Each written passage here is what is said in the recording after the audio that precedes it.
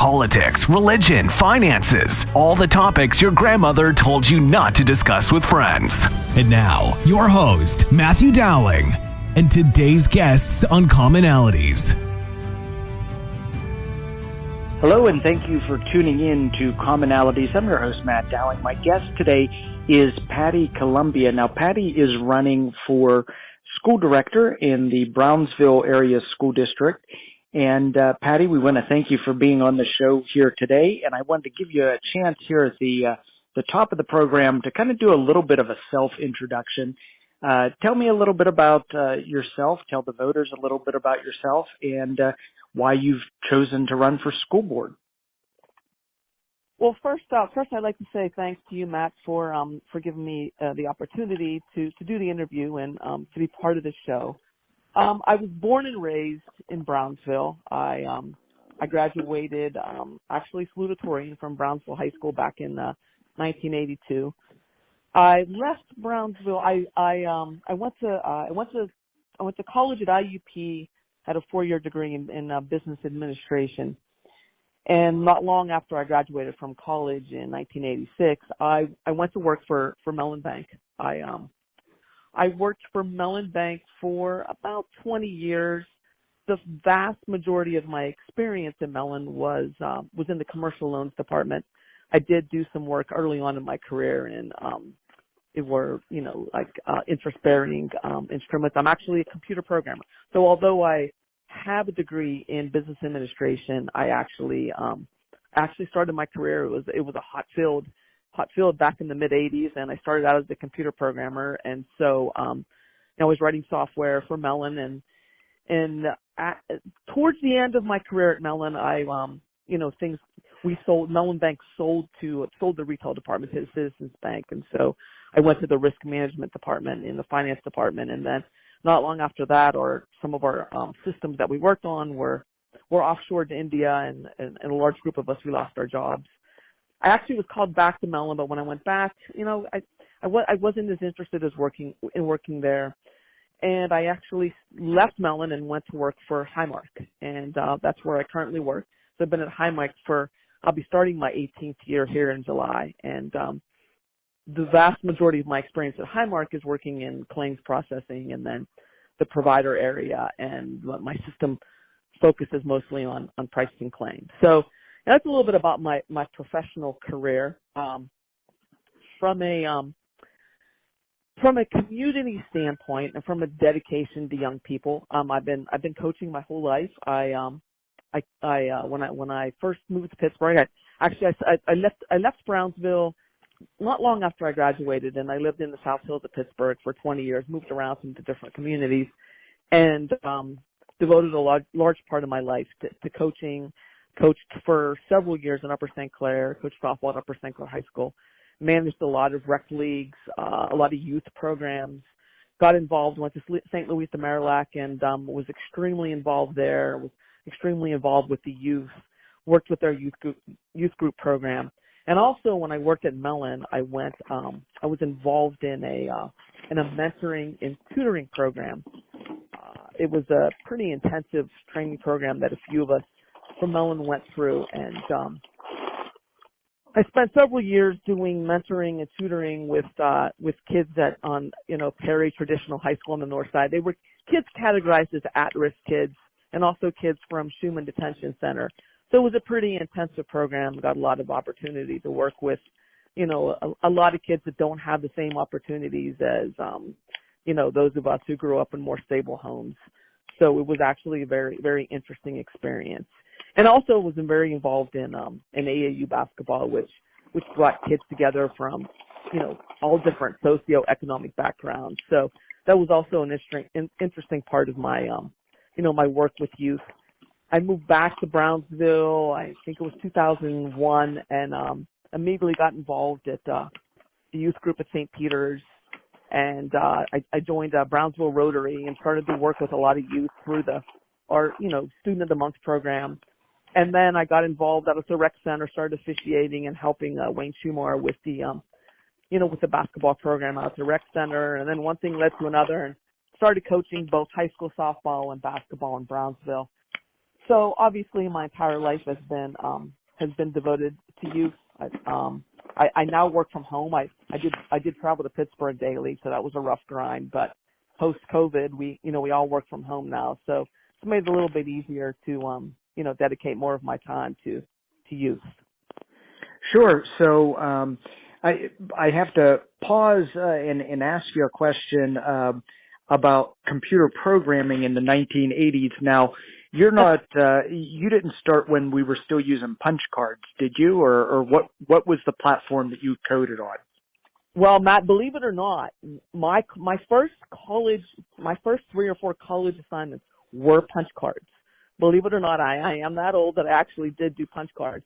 But the platform that I coded on back in the 80s is COBOL. And believe it or not, I still do mainframe COBOL to this day. There's millions and millions of lines of code in corporate America that's still running on mainframe COBOL, and it's going to be a long time before it goes away.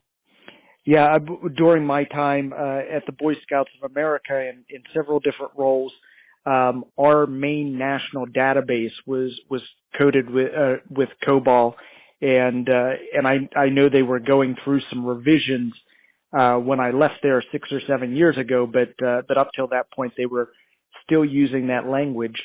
So you have a lot of experience in youth programming, and you have from that experience kind of a concept of what our kids today need to be seeing so that they're prepared for tomorrow. But I ask almost all the candidates I have on the program the question about immediate priorities. And, our national news covers presidential cycles. And when you get into office in your first 100 days, there are certain things that you want to immediately address. So, what are your priority issues that should you be elected, you want to address very soon after the start? Matt, that's a good question, and I've thought about that, and I've had a few other people approach me and ask me similar questions. I think some obvious priorities. Probably not just for Brownsville School District, probably just about every school district across the country. I think our budget concerns. I know that it has to be huge priorities, especially for a district such as Brownsville. I think another one, and I think it's becoming increasingly more worrisome, is the teacher shortage. I think that's another big one, especially here in Western Pennsylvania, and especially once again districts such as Brownsville probably don't have aren't able to offer maybe what other districts are able to offer. I will say from my experience with working with the kids in Brownsville, I believe that some issues that, I've noticed as a coach, spending every day with them, hearing what they're saying, listening to what they're saying. I think discipline is definitely one that, definitely needs to be addressed. Attendance. I've noticed it. I've noticed a decline in attendance, even from my start at coaching at Brownsville 10 years ago to now. I feel as if attendance is a problem, and I think that it's become like increasingly more of a problem since COVID. I know I started attending some of the school board meetings. I know that it's out there that there are parents who have grave concerns about bullying, and obviously as a result, mental health of our students. I've had some folks approach me. What's your platform? And I don't know that I necessarily have a specific platform, so to speak. But as you say, your immediate priorities, I feel those are probably the immediate priorities. I also feel as if you have to get in there on the other side, sit in that seat as a school director, and hear the information. I know I'm obviously if elected, I'll have a lot to learn, and I'm sure I'll lean on directors with a lot more experience to help get me up to speed. But but I think also you have to get inside there. You have to get inside that arena and be able to hear the facts and to be able to hear what's going on and prepare yourself. Prepare yourself to make the best possible decisions. For the people of the district, students, staff, administration, everyone, educators.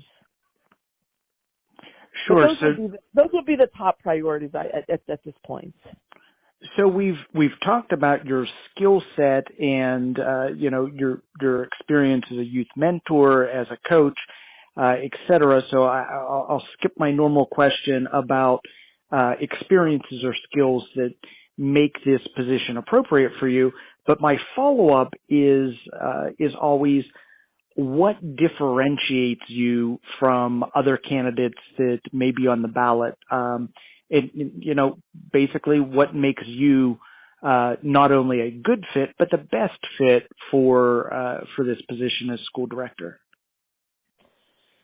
Another good question, Matt. I tell you, I'm going to be 100% honest with you. There are some outstanding candidates. Some folks that I'm just now getting to know, and some folks obviously because Brownsville is a small town, and some folks I've known my whole life. So there are some outstanding candidates. I'm excited about even just the opportunity to maybe possibly have the opportunity to work with them. I think what potentially separates me is that I've been out there. I've been in the community. I've been involved with so many people in so many different avenues. I've had the opportunity to really get to know the kids, to work very closely with them on a daily basis. And I'd also like to think that one of the really, and probably a lot of people can say this, so I don't know that this necessarily separates me from all candidates, but it's my ability to work in a team environment. It's my ability to work as a team player. Obviously, when you're spend as many years as I did, involved in sports and involved in coaching kids, it's all about teamwork, and it's all about teamwork at work. It's all about teamwork in my professional life. It's all about teamwork in our families and in our communities. And I feel very strongly that we have to work together with with our fellow directors, with our superintendent, with our solicitor, with our administration. We have to work together as a team. We're not always going to agree on everything, but we have to work together as a team, and I think we have to model teamwork.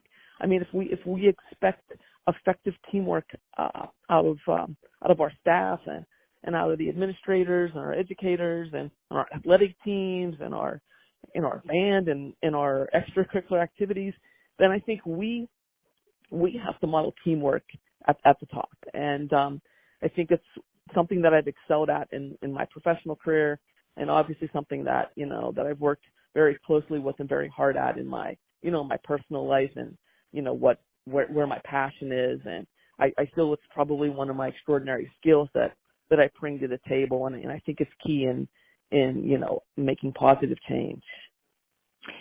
So we've been talking a little bit about teamwork, or you're talking a little bit about teamwork. So I'll continue to use that sports analogy here. You have the paid administrators in the school district, your superintendent, maybe you have a grants director, director of transportation, buildings and grounds, et cetera. And then you have your school board members who, have been elected to represent their friends and neighbors in their communities. So my question is, using the sports analogy, who's the coach of that team if you're all team members? Is it the superintendent or is it the school board? And kind of give us a little bit of clarification on how you see that relationship working. And again, who's coaching the team? Oh boy, that's a really good question, Matt. From my experience so far, I've attended multiple multiple school board meetings. I'm sure that some of the coaching of the team happens in executive sessions where the public isn't necessarily privy to hear what's going on. Oh boy, that's a tough one, Matt. The coach I think is probably the superintendent. Is the superintendent that coaches the school directors? I don't know. I don't know who. I think I don't know. This is a difficult question because the coach is the leader. I think I would probably tend to say that the superintendent drives, facilitates. The superintendent facilitates the meetings, drives the meetings. Obviously, your school board drives the final answer, and so is it your more vocal school directors who sort of communicate their ideas? I don't know. I don't know that I truly know the answer to that question. Who the coach is? Who the coach of this team is? There's also a possibility that in different scenarios or situations, someone is picking up the baton as coach. But good to get your insight on that, because I think that's an important relationship.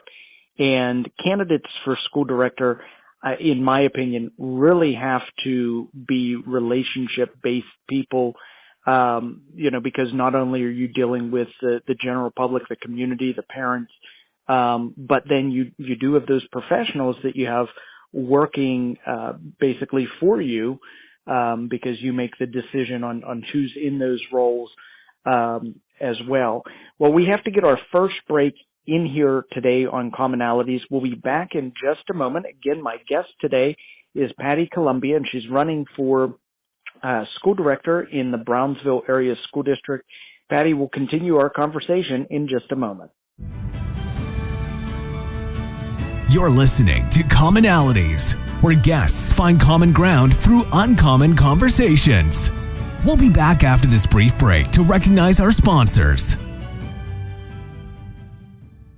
I'm Melinda Delarose. As an assistant district attorney, I've protected Fayette County families and fought to uphold our constitutional rights. As a prosecutor and trusted local attorney, I've provided victims of crime with a strong voice and put criminals behind bars. My pledge to you as judge is to follow the law, always maintain the highest ethical standards, and to run a courtroom that's respectful of your time and tax dollars. I'm Melinda Delarose, asking for your vote for judge. Paid for by friends of Melinda Delarose. Nestled in the heart of the Laurel Highlands, the Christian W. Clay Winery and Ridge Runner Distillery offer handcrafted wines and spirits using locally sourced grapes and ingredients. Stop by our Chalk Hill, Pennsylvania tasting rooms, located just across the street from each other, or pick up a bottle at our wine cellar on Route 40, the National Road. Join Ridge Runner Distillery on Friday, May 5th at 3 p.m. to kick off their grand opening weekend with free charcuterie. May 6th, join us for s'mores by our fire, and May 7th, enjoy our Bloody Mary bar and live music by Hollow Point from 2 to 5 p.m. For more information about the Christian W. Clay Winery, call 724-439-3424. And for Ridge Runner Distillery, call 724-434-6659. Christian Clay Winery and Ridge Runner Distillery, the Laurel Highlands' premier purveyors of locally made wine and spirits. When it comes to buying a home, what you see isn't exactly what you get. That's why home buyers should call Dave Dowling at Grandview Inspections at 724-208-4108. You'll see colorful flowers, freshly painted walls, granite countertops, gleaming hardwood floors, and other touches. What you can't see is the cracks, ancient plumbing, dangerous wiring, or broken appliances that might be revealed when you hire a home inspector. And when it comes to home inspectors, knowing yours has the qualifications and experience needed should be your number one concern. Dave Dowling with Grandview Inspections is an architectural engineer with over 30 years of commercial construction experience and hundreds of inspections under his belt. A home inspection is an opportunity for you to hire an expert to walk through the home and prepare a report outlining the home's major components, what needs immediate attention, and what will require maintenance after you move in. Your home is one of your biggest investments, so make sure your investment is everything you hoped it to be. Call Dave Dowling at Grandview Inspections at 724-208-4108. Are you enjoying the program you're listening to? Support Commonalities and help keep us on the air by making a donation of $5, $10, or $25, or any amount you feel comfortable sharing online at donate.commonalities.online. Again, that is donate.commonalities.online on the World Wide Web. Buy our host a cup of coffee or help pay for airtime at donate.commonalities.online. Well, thanks for staying with us here on Commonalities. I'm your host, Matt Dowling. My guest today is Patty Columbia. She's running for school director in the Brownsville School District, and we're going to get back to our conversation with her in just a moment. But I again want to keep plugging the fact that if you are running for public office, we want to have you on the program. As a former elected official and public servant, I've always believed that voters shouldn't really have to go out in search of what you stand for and what your opinions are. I think that's something you need to put out there in the community. So again, if you're running for public office, get a hold of me. You can visit my website, MatthewDDowling.com, and you can email me, send a message through the site, etc., and we'll be happy to get you on the program.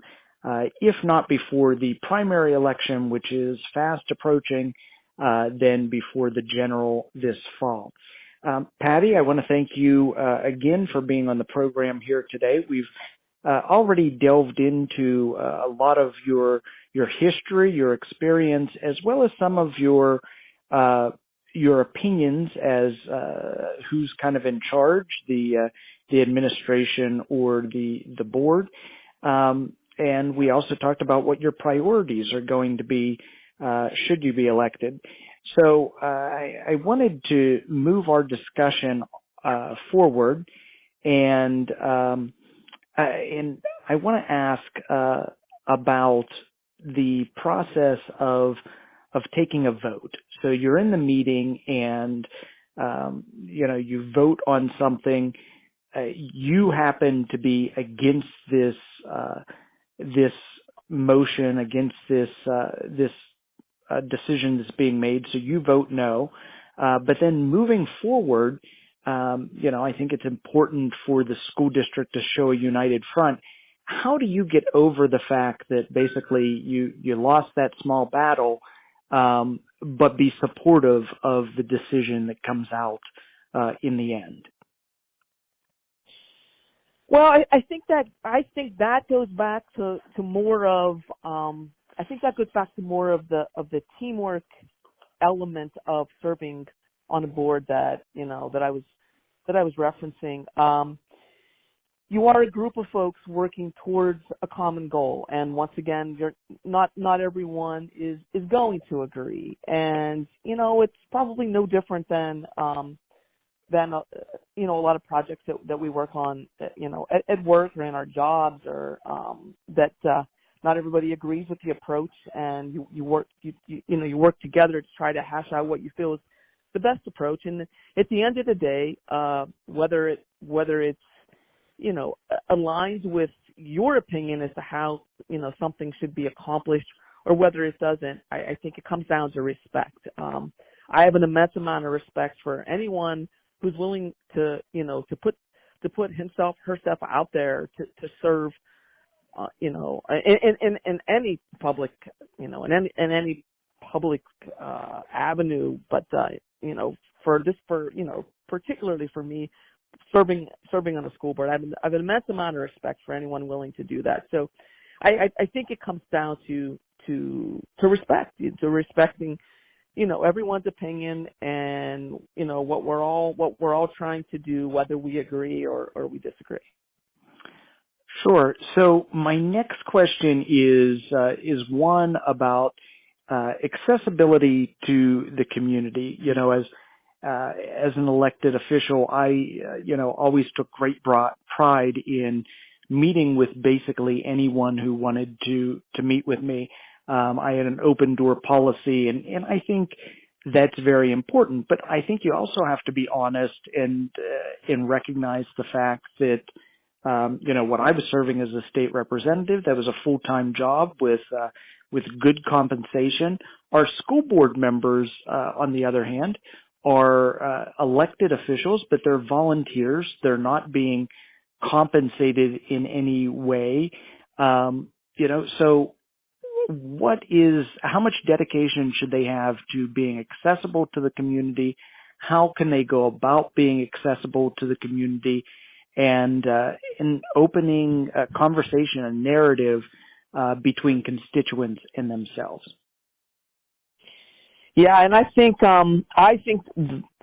that process is something that obviously it's going to be a learn by doing and learn by going through it. I do notice ever since the thought of running for a school board popped into my head, I've kind of paid a little closer attention to certain things that go on around me that I probably didn't pay as close attention to prior to this decision. And I do believe that a common misconception is that members of the school board, run the day-to-day operations within a school, and that is not the case, obviously.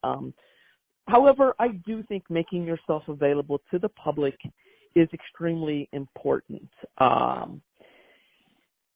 Will there come times when you probably do have to establish some boundaries and strike a happy medium? Yes, I'm sure that there are. But I do think it's extremely important that that you do make yourself available, that you make yourself available to the public, that you make it easy to contact you. But at the same time, if you don't know the answer, you take it back to the proper people, and you get the right answer, and you try to relay that information as best as you can.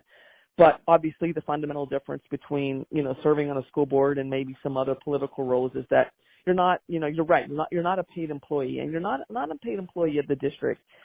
So I just think you have to strike the happy balance and remember what your role is, and if you're not sure and you don't know what that is, then you need to take it back, get the right answers, and obviously get back to people as best you can.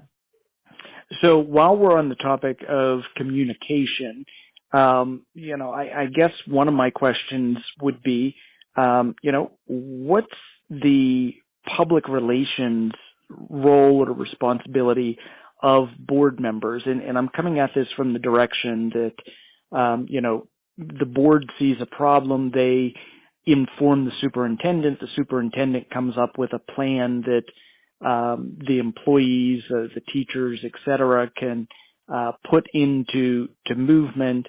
Some people agree with this new plan of addressing the problem. Some people in the community don't. Is it your role or responsibility to go and sell the superintendent's plan to the constituents and, to hear them out and to see, why it is that maybe they don't support this agenda or this plan? No, I don't. I feel that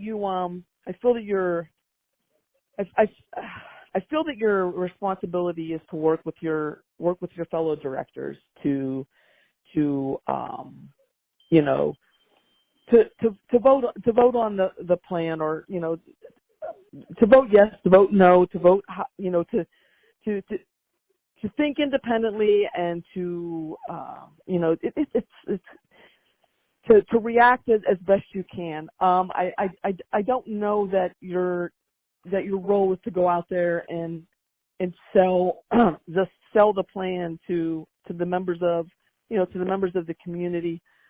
I think that's going to be, once again, that's going to be part of a learning process where you learn the proper boundaries, and you learn what's acceptable and what's acceptable to share, what's acceptable to discuss, and what isn't.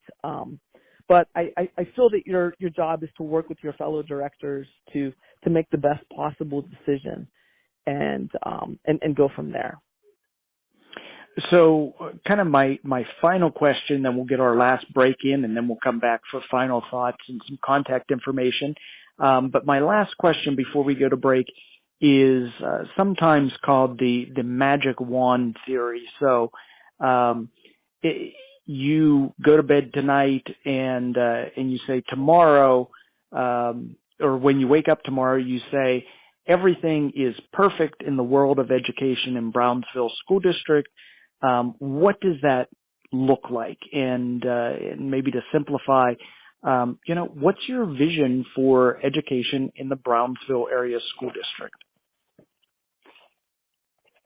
I think the magic wand is that Brownsville, it's tough. It's we are we're not it's a district that's struggling in a lot of different ways. We're on the lower end of this socioeconomic level, so to speak. I think the magic wand is going to be probably starts with morale. The magic wand probably starts with the morale of our staff and our educators. And that's probably where it starts to get the district, to the best place it reasonably can get to. That's where I would say the magic wand is. Well, we have to get our final break in for today's episode. When we come back, we'll be talking with Patty about ways that you can contact with her, how you can engage with her campaign, and we'll give her a chance to give her final thoughts. So stick with us. We'll be right back on Commonalities. You're listening to Commonalities, where guests find common ground through uncommon conversations. We'll be back after this brief break to recognize our sponsors. I'm Melinda Delarose. As an assistant district attorney, I've protected Fayette County families and fought to uphold our constitutional rights. As a prosecutor and trusted local attorney, I've provided victims of crime with a strong voice and put criminals behind bars. My pledge to you as judge is to follow the law, always maintain the highest ethical standards, and to run a courtroom that's respectful of your time and tax dollars. I'm Melinda Delarose, asking for your vote for judge. Paid for by friends of Melinda Delarose. Nestled in the heart of the Laurel Highlands, the Christian W. Clay Winery and Ridge Runner Distillery offer handcrafted wines and spirits using locally sourced grapes and ingredients. Stop by our Talkill, Pennsylvania tasting rooms, located just across the street from each other, or pick up a bottle at our wine cellar on Route 40, the National Road. Join Ridge Runner Distillery on Friday, May 5th at 3 p.m. to kick off their grand opening weekend with free charcuterie. May 6th, join us for s'mores by our fire, and May 7th, enjoy our Bloody Mary bar and live music by Hollow Point from 2 to 5 p.m. For more information about the Christian W. Clay Winery, call 724-439-3424. And for Ridge Runner Distillery, call 724-434-6659. Christian Clay Winery and Ridge Runner Distillery, the Laurel Highlands' premier purveyors of locally made wine and spirits. Is your business using analog strategies in a digital marketing world? If so, then contact Matthew or Rebecca Dowling at Coordinated 360 for a professional consultation, where we bring in-depth knowledge and functional expertise with a holistic perspective. Coordinated 360 provides digital marketing, paid ad and media buying services, web design, social media management, video production, and more for businesses, organizations, and political campaigns. With decades of experience, Matt and Becky at Coordinated 360 can help you craft your unique message and share it with the world. For a no-risk media evaluation and recommendations, call 724-320-2212 or visit us online at www.coordinated360.com. Find us also on Facebook, Instagram, and Twitter, or email info@coordinated360.com. Are you enjoying the program you're listening to? Support Commonalities and help keep us on the air by making a donation of $5, $10, or $25, or any amount you feel comfortable sharing online at donate.commonalities.online. Again, that is donate.commonalities.online on the World Wide Web. Buy our host a cup of coffee or help pay for airtime at donate.commonalities.online. Thanks for staying with us here on Commonalities. I'm your host, Matt Dowling. My guest today is Patty Columbia. She's running for school director on the school board in the Brownsville Area School District. Patty, we have just about 90 seconds left in the program. If you'd like, you can give some contact information to people that may have a question for you and be interested in maybe helping with your campaign or becoming engaged in the campaign. And if you have any final thoughts that we didn't go over, feel free to shoot those out as well. Thanks, Matt. Well, first of all, once again, I'd like to thank you for giving me the opportunity to be on the program. And my cell phone number is 724-263-2638, and I'm more than willing to respond to any questions that that anyone in the community has. I appreciate everyone's support so far, and I'm excited about the opportunity to possibly serve in this this new role as I've devoted a lot of time to youth in my life. Actually have devoted my entire life to youth. It's my passion. It always has been my passion. It always will be, and I think this is just an opportunity to serve in a different role, and I appreciate that everyone's support up until now. And if anyone has any questions at all, I think you've covered a great deal on here, Matt. And once again, I appreciate the opportunity. And if anyone has any questions, I'm more than willing to listen to what they have to say and to answer their questions and to make myself available for anyone who wants to talk to me. Well, we want to thank you for taking the time out not only to do the show and have a conversation with me, but more importantly, for taking the time out to educate the voters about what you stand for and your beliefs and how you would do things if elected as school board director in the Brownsville Area School District. Again, I'm your host, Matt Dowling, and my guest today has been Patty Columbia. You can visit her or give her a call via the cell phone number she put out there. And for more information about Commonalities, feel free to visit our website or find us on social media, Facebook, Instagram, and Twitter. And we thank you for tuning in to today's program. This has been Commonalities, a show where guests find common ground through uncommon conversations. Copyright 2022 Coordinated 360. All public rebroadcasts should be done with prior written approval from Matthew Dowling. All requests should be sent to info@coordinated360.com. Thank you for listening to Commonalities. Are you looking for an adventure right in your own backyard? Do you crave delicious food, refreshing drinks, and luxurious accommodations?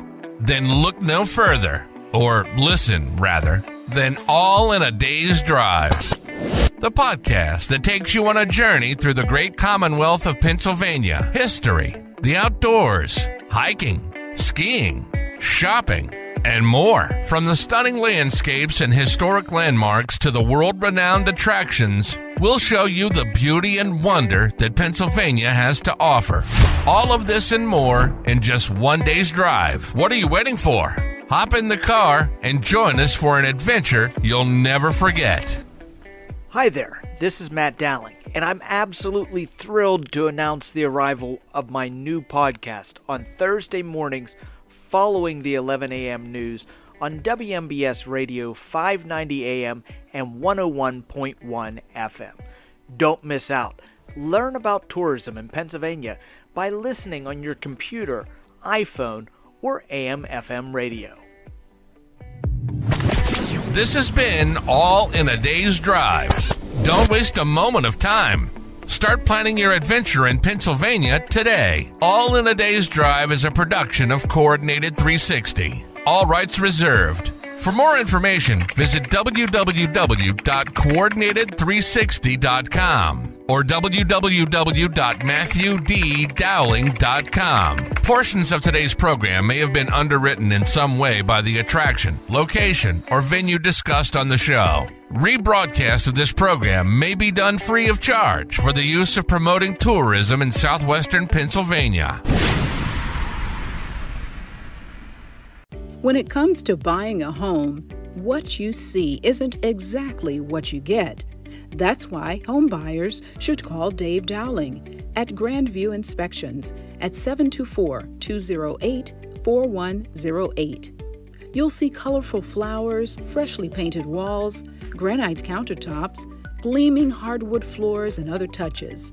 What you can't see is the cracks, ancient plumbing, dangerous wiring, or broken appliances that might be revealed when you hire a home inspector.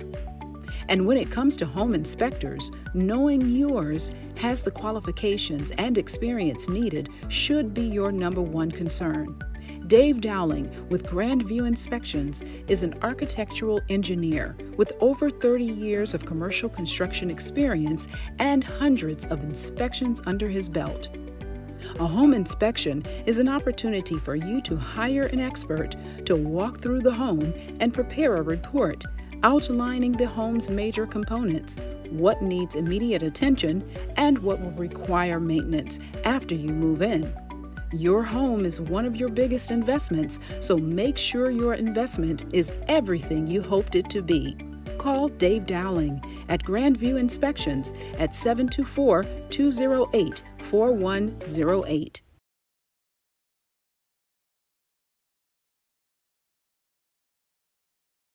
I'm Melinda Delarose. As an assistant district attorney, I've protected Fayette County families and fought to uphold our constitutional rights. As a prosecutor and trusted local attorney, I've provided victims of crime with a strong voice and put criminals behind bars. My pledge to you as judge is to follow the law, always maintain the highest ethical standards, and to run a courtroom that's respectful of your time and tax dollars. I'm Melinda Delarose, asking for your vote for judge. Paid for by friends of Melinda Delarose. Nestled in the heart of the Laurel Highlands, the Christian W. Clay Winery and Ridge Runner Distillery offer handcrafted wines and spirits using locally sourced grapes and ingredients. Stop by our Talk Hill, Pennsylvania tasting rooms, located just across the street from each other, or pick up a bottle at our wine cellar on Route 40, the National Road. Join Ridge Runner Distillery on Friday, May 5th at 3 p.m. to kick off their grand opening weekend with free charcuterie. May 6th, join us for s'mores by our fire, and May 7th, enjoy our Bloody Mary bar and live music by Hollow Point from 2 to 5 p.m. For more information about the Christian W. Clay Winery, call 724-439-3424. And for Ridge Runner Distillery, call 724-434-6659. Christian Clay Winery and Ridge Runner Distillery, the Laurel Highlands' premier purveyors of locally made wine.